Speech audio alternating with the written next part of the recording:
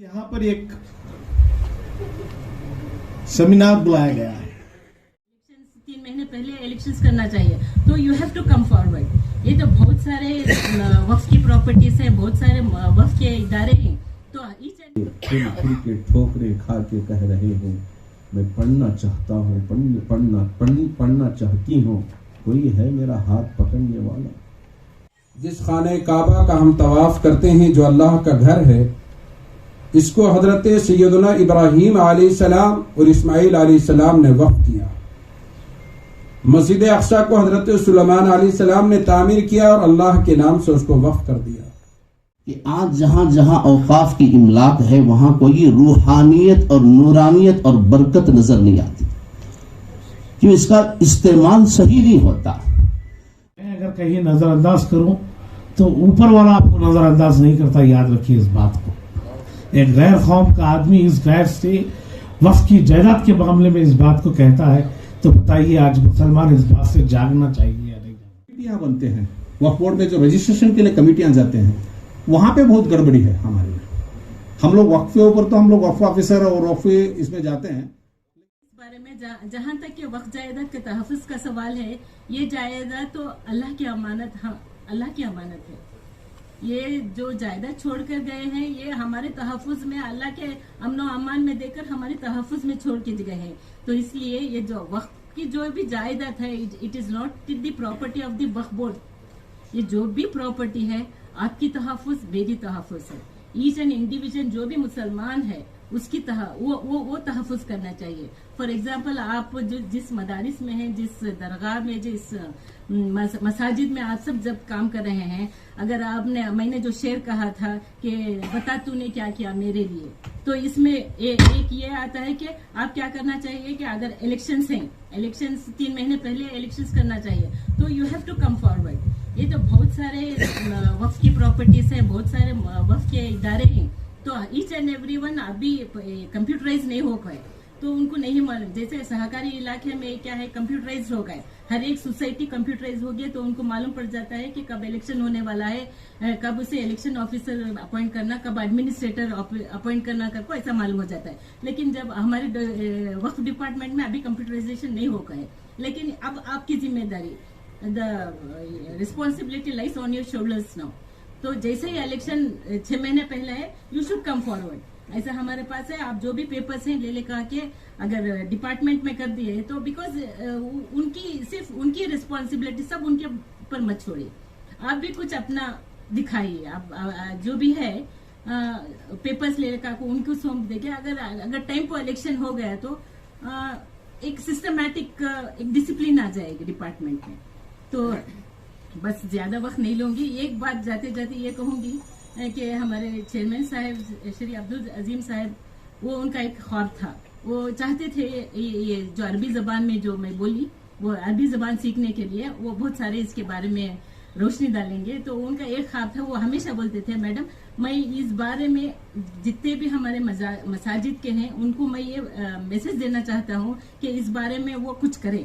अगर मैं आज वो मैसेज दे दूं, कल मेरी मौत आ गई तो भी मैं अल्लाह के सामने खुशरू होके जाऊंगा। तो ये मुझे दिल को कभी भी बात ये होती थी कि इतना उनको दिल में ये है, जज्बा है, क्यों ना एक करे प्रोग्राम। अल्हम्दुलिल्लाह आज वो वक्त आ गया है।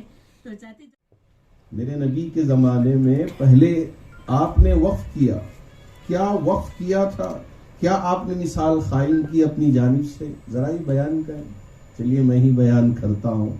7 बाग आपके हिस्से में आए थे, अल्लाह के रसूल अलैहिस्सलाम ने 7 बाग अल्लाह के नाम पे वक्फ कर दिए। ये पहला वक्फ था। फिर हजरत उमर फारूक रजी अल्लाह ताला अन्हु आपके नक्श कदम पे चलते हुए वक्फ किया। ये वक्फ करना शुरू हुआ। हमारे बुजुर्गों ने भी अपनी आखिरत के लिए, अपनी आखिरत अच्छी बनाने के लिए जमीनों को वक्फ किया है, बहुत सारी चीजों को वक्फ किया है। किस लिए? ताकि वो कब्र में पहुंचे तो इसका सवाब इनको मिलता रहे। अगर हम इसको चला ना सकें, अल्लाह ने हमें माल दिया है, अगर हम इसको आबाद न करें तो फिर हमारे मुसलमान होने का क्या फायदा होगा। तो आज मैं आपके सामने ये सोच रखना चाहूंगा, आप जरा गौर व फिक्र करें जरा हाल देखें वक्फ की जायदाद का कि क्या ये हमारी जायदाद गुजरी बनकर पड़ी रहे या यहां से कुछ ऐसी आमदनी आए जिससे हमारी कौम का फ्यूचर बन सके। हमारे वो यतीम बच्चे, वो हमारे गरीब बच्चे, हमारे मिस्कीन बच्चे और बच्चियां आज गली गली, मोहल्ला मोहल्ला, इदारे इदारे फिर फिर के ठोकरें खा के कह रहे हैं मैं पढ़ना चाहता हूँ, पढ़ना चाहती हूँ। कोई है मेरा हाथ पकड़ने वाला, कोई है मेरा साथ देने वाला। अगर हम इन जायदाद को गुजरी के तरह रखे और हम यहां से चले जाएं, जहां से हम करोड़ों रुपयों की आमदनी बना सकते थे और हम खामोश रहे, कौम के नाम मसाजिद के जिम्मेदारों के जिम्मे कोई जिम्मेदारी नहीं, बस हम अपनी जिम्मेदारी को रहें और हम ये बन जाएं वो बन जाएं। कसम है मेरे रब्बे जुल जलाल की कोई वहदा हमें काम नहीं आएगा। हमारी खबर में पूछा जाएगा कि भाई तेरे जिम्मे कुछ काम था क्या, तू कुछ करके आया। कि आज जो अब्दुल अजीम साहब ने वफ़ के मुतालिक जो अहम नशिश की है,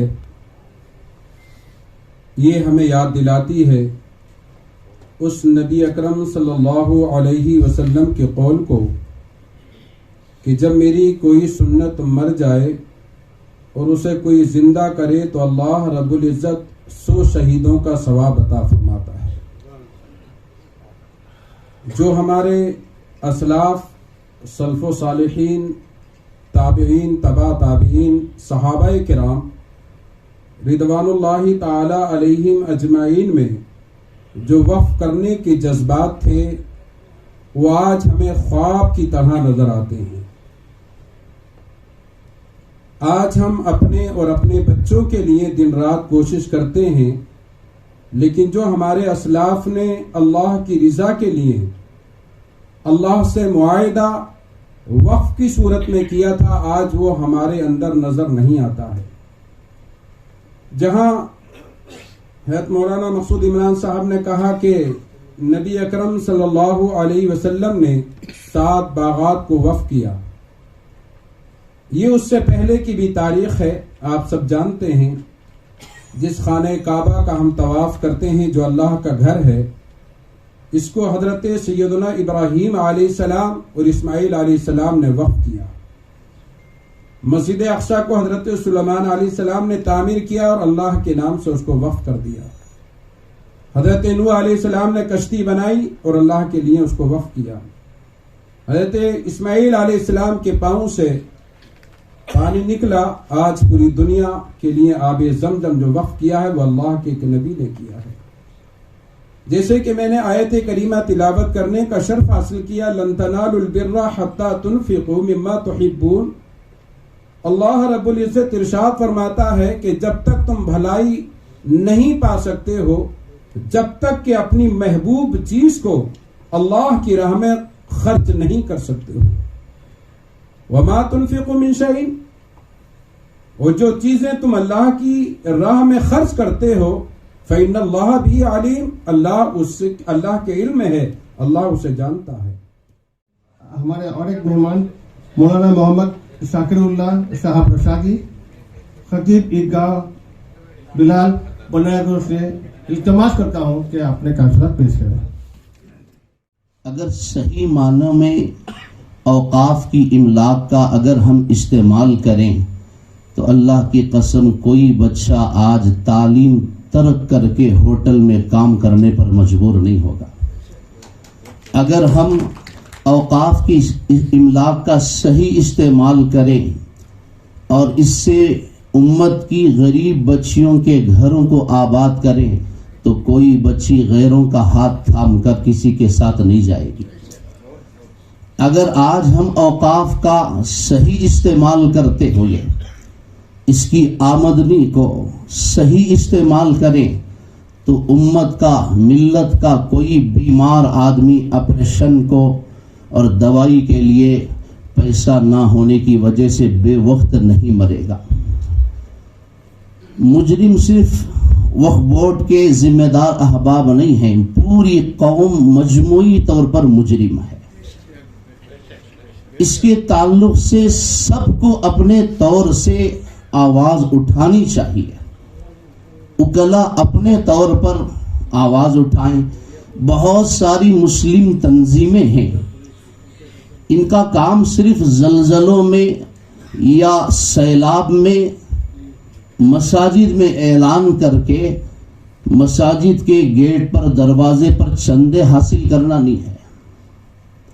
इनका काम, इनकी जिम्मेदारियों में, इनके फराइज में ये भी दाखिल और शामिल है कि ये जो औकाफ का गलत इस्तेमाल हो रहा है और जालिमाना कब्जा इस पर लोग जमा कर कौम और मिल्लत को आबाद करने के बजाय लोग घरों को आबाद कर रहे हैं, पेट पाल रहे हैं, ऐसे मुजरिमों के खिलाफ आवाज उठाएं। लेकिन बहुत कम तंजीमें हैं जो इस पर तवज्जो देती हैं। तो इसलिए मजमूई तौर पर हम सब इसमें मुजरिम हैं। उलमाए किराम को भी मेंबर व मेहराब से इसके खिलाफ आवाज उठानी चाहिए, कौम को एहसास दिलाना चाहिए। जनाब रऊफुद्दीन कचरी वाले चेयरमैन कर्नाटक स्टेट हज कमेटी से इल्तिमास करता हूँ कि वो अपने ज़हन ख्यालात का इज़हार करें। ये बात भी सच है, जितना मैं बोलना चाह रहा था यहाँ के उलमा इकराम और लोग यहाँ पे बात करके बताएं। जितने भी वक्फ बोर्ड की प्रॉपर्टी पे चाहे कब्जा करे होंगे, चाहे इस्तेमाल में ले रहे हैं, वो लोगों पे नूर नहीं है, ना ही उनमें बरकत है। बिल्कुल सच है। इतने जलील हो रहे हैं, इतने बदलाव हो रहे हैं, उनकी दुनिया भी खराब है और आखिरत भी खराब है। ऊपर वाला तो उनको खबर में उसका हिसाब किताब देगा, मेरा मेरे साथ देगा, आपका आपके साथ देगा। लेकिन आपकी आंख खुले हैं, कान सुन रहे हैं, हाथ मजबूत है, पैर चल रहा है, क्या देख रहे हैं और क्या हो रहा है। देखिए हुकूमत कैसे कैसे आ रहा है, आपको पता है। फिर भी आज इस हुकूमत हमारे साथ खड़ी हुई है। हम बहुत मुबारकबाद देते हैं हुकूमत को और हमारे मुख्यमंत्री साहब को। खासतौर पर मैं हमारे अब्दुल अजीम साहब को इस बात की मुबारकबादी देता हूँ कि आपने वक्फ बोर्ड की प्रोटेक्शन के लिए, इस डिस्कशन के लिए आप आज सभी लोगों को इकट्ठा किया है। जज्बाती लोग हैं, मैं मानता हूँ, आपका खून बहुत गर्म है, आप बर्दाश्त नहीं कर सकते। ये मुसलमान का खून है, कई बर्दाश्त नहीं कर सकते। खून सफेद नहीं है, खून लाल है। कलमा पढ़े वाले हैं, कलमे का जज्बा है। अल्हम्दुलिल्लाह कहीं ना कहीं अपना जोश, कहीं ना कहीं अपनी ताकत दिखाता है। ये जरूरी है और दिखाना भी चाहिए। लेकिन आज हालत बहुत खराब है। कई दिनों से मैं भी काफ़ी डिस्ट्रिक्ट में वक्फ बोर्ड की प्रॉपर्टी पे इंक्रोचमेंट होता है तो वक्फ बोर्ड के ऑफिसर को बोलता है, वो ऑफिसर कभी नज़रअंदाज करता है, तो किसी सर्वे को बोलता है, वो सर्वे वाला कुछ प्रॉब्लम है बोल के नहीं आता है। लेकिन वहाँ पे महल्ले के लोग, अपने एनजीओ के लोग मिलकर के कई जायदादों को बचाए हैं। ये भी मिसाल आज कायम बाकी है। हमने वक्फ बोर्ड को बोला है, ठीक है, सीईओ बराबर नहीं है, वक्फ बोर्ड का ऑफिसर बराबर नहीं है, वक्फ बोर्ड का मंत्री बराबर नहीं है, ठीक है। लेकिन हम लोग को क्या करना चाहिए, हम कैसे करेंगे भाई? हमको भी कुछ करना है ना, हमको भी आगे जाना है, हमको भी अल्लाह के पास जाके जवाब देना है। खाली हाथ आया है तो खाली हाथ जाएगा। बिल्कुल जनाब मोख्तार पटेल साहब, बहुत इंपॉर्टेंट है और कमेटी के अंदर खास करके मैं सब तरफ अवेयरनेस ये देता हूं कि आपके इसमें एजुकेशनिस्ट भी हो, एक पुलिस डिपार्टमेंट से हो, एक हेल्थ डिपार्टमेंट से हो और एक रेवेन्यू डिपार्टमेंट से हो, लीगल डिपार्टमेंट से भी हो। ऐसा ये क्या हो रहा है कि हमारे यहाँ पे जो हमारे रिटायरमेंट पर्सन जो भी रहते हैं वो एकदम कहीं के भी नहीं, उनको 70 साल के बाद में चलने नहीं आता, वैसों को हम कमेटी में डाल देते हैं। वहां पे एक्चुअली क्या है कि यंग जनरेशन को भी उसमें शामिल किया जाए। ये जरा हमें जरा डिस्कस करके अगर सब उसमें शामिल करें तो बाद में कुछ तो तब्दीली आएगी, क्योंकि तब्दीली ऐसे नहीं आने वाली। शुरुआत हमसे, मेरे से करना है, ये काम करना है। और साथ में फिर एक बात है कि लीगल में जो हमारे क्या हो रहा है कि हम लोग, हमारी लैंड है, अभी कहीं पे भी लैंड है, वो लैंड पे क्या करते हैं हम लोग, हमारे ही कम्युनिटी वाले, हम लोग अभी तक फलाना एक मस्जिद का लैंड, हट्टी हसन खान सोसाइटी बोल के एक है, उसकी एक लैंड है, वो लैंड को हम डेवलपमेंट, बहुत अच्छी प्रीमाइसेस पे है, वो लैंड को हम लोग डेवलपमेंट करना है, तो वो कमेटी के नाम से डेवलपमेंट करेंगे तो उसका रेंट आएगा, तो वहां पे हमारे कम्युनिटी को यूज होगा। वैसा नहीं करते हम क्या करते हैं कि हमारे कम्युनिटी में हमारे कौन से में मुतवल्ली है, उनके सेक्रेटरी है, फलाना एक एडवोकेट है, सब लोग मिलके उसमें वो वहां से लीज पे लेने का, लेके वहां पे दुकान डाल के फिर वापस भाड़ा देने का, ये कौन सी बात होती है? तो हमें कम्युनिटी कैसा डेवलपमेंट हो लेने बोलो तुम, ऐसा होने से कुछ नहीं होने। मैं ये वो लीगल हट्टी असल खान का इसके लिए लिया क्योंकि मैं भी एक शोरूम बना रहा था मेरा, तो तब उस टाइम में मुझे एक आदमी आके बोले, सब तुम इतने सालों से काम कर रहे हो, बीजेपी में भी हो और साथ में गए बार का डायरेक्टर थे, बार का चेयरमैन है, आप इतना कर रहे हो, क्यों ना वो एक ये है आप ही जाके उसे रेंट पे ले लो, रेंट पे ले तो अपना शोरूम हो जाता है, क्यों नहीं कर रहे हो? मैं बोला मुझे अल्लाह के वास्ते मेरी कहीं पे भी रहने दो, मुझे वक्फ की जमीन के ऊपर कुछ करना नहीं है, मुझे वक्फ की जमीन डेवलपमेंट करके कम्युनिटी को करना है बोल के बोला था मैं। वो करने के बाद में मैं उतना बोल के आके मैं लेके आने के बाद में इधर हमारे एक रहमान बोल के है, उनको साहब को और हमारे मोशिन साहब को बोल के मैं वहां पे कुछ तो एक डेवलपमेंट करके करेंगे बोल के हम लोग सोच के सभी लिस्ट लेके हम लोग बेंगलुरु में बैठ लेके डिस्कस कर रहा था मेरे ऑफिस में। वक्फ ऑफिसर को फोन करता हूं तो वक्फ ऑफिसर बोला सर ऑलरेडी वहां पे लीज पे दे दिया वो कमेटी वालों ने, और बेंगलुरु के ऑफिस में भी अप्रूव दे दिया है, और उन्होंने तगड़ का एक शेड वगैरह मार के दुकान भी भाड़े से दे दिया। ये देखो हालात ऐसे होते हैं, तो कुछ सुधारना चाहते हैं तो वो इमीडिएटली वहां पे दूसरे हमारे ही लोग कब्जा कर लेते हैं, तो ये होने से कुछ नहीं होने वाला। तो ये सभी वक्फ बोर्ड के चेयरमैन को यहां पे इनवाइट किया था, सीईओ को इनवाइट किया था, उनकी लीगल टीम को इनवाइट किया था। आज एडिशनल सीईओ उनको रिप्रेजेंट करने के लिए आए हैं। चेयरमैन साहब ने बताया कि वो हुबली के दौरे में है। रही बात हम यहां पे फिक्र करना है, हम क्या कर सकते हैं, क्या तजावीज हमारे सामने है, इस फिक्र को लेके हम जमा हुए हैं।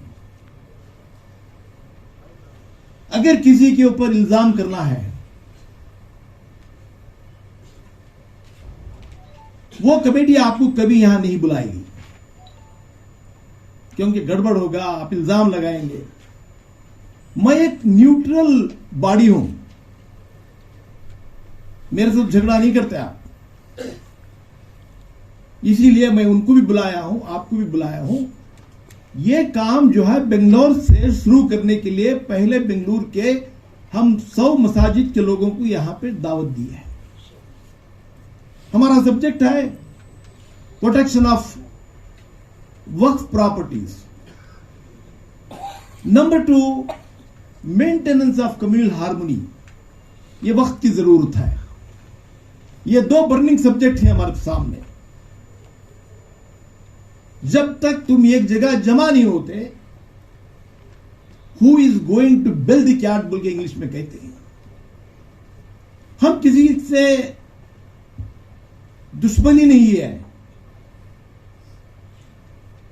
अगर किसी को सही रास्ते पे लाना है तो हथियार लेने की जरूरत नहीं है। तुम्हारे हक के लिए लड़ाई लड़ना है। अगर कोई गलती किया तो बताना है कि तुम्हारे से ये गलती हुई, तुमको ऐसा करना चाहिए। मैं एक पुलिस ऑफिसर की हैसियत से भी काम किया हूं। आपको मालूम नहीं, 48 ईयर्स से मैं पब्लिक लाइफ में हूं। कोई 25 साल सर्विस करने के बाद रिटायर हो जाता है, कोई 30 साल के बाद रिटायर होता है, और मुझे जो है रिटायरमेंट ही नहीं। 48 ईयर्स से मैं इख्तिदार में हूं। मैं सियासतदान भी हूं, लेजिस्लेटर भी हूं, पुलिस ऑफिसर भी हूं, एडवोकेट भी हूं। इसके साथ मैं आपको बताना चाहता हूं, एक ईमानदार मुसलमान भी हूं। एडिशनल सीईओ जो वक्फ बोर्ड को रिप्रेजेंट करने के लिए आए हुए हैं, हम जो भी बात कर रहे हैं आपको नोट करना होगा, आपके चेयरमैन को जाकर सुनाना होगा। आज की इस सिंपोजियम में जो मेहमान आए थे उन्होंने क्या राय दी, पब्लिक की क्या राय है, ये आपको पहुंचाना होगा। नोट कर लीजिए आप। हमारे पास जो है वक्फ की जायदाद 1,10,390 एकड़ थी।